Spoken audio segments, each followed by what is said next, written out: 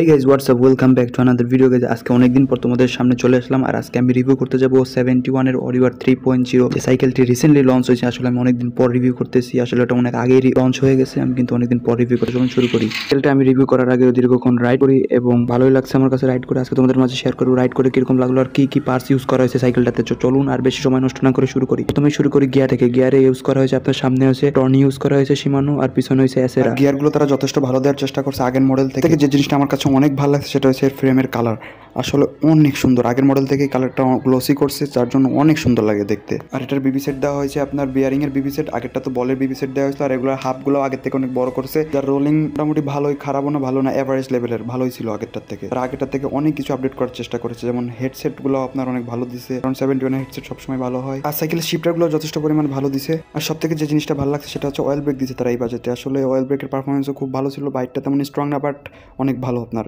Disc brake থেকে অনেক ভালো। অয়েল ব্রেক দিছে, এটা তো ভালো অনেক। এবার বলে এই সাইকেলের কী কী জিনিস আমার কাছে ভালো লাগে নাই।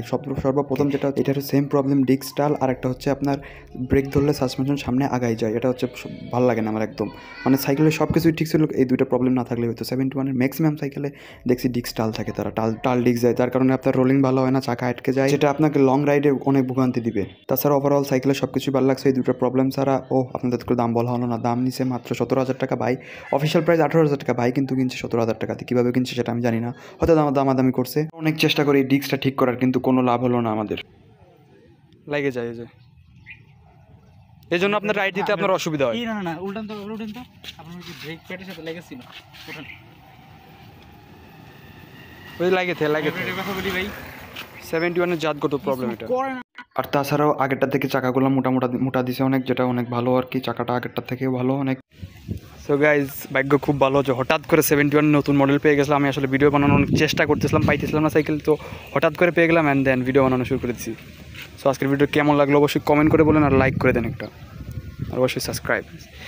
ফ্রেমটার কালারটা কিন্তু অনেক জোস করছে। আমাদের ভাই তো বইতে আছে, টেস্ট রাইড দিতে গেছে, লয়া না ভাগে না গেছে, আইসে।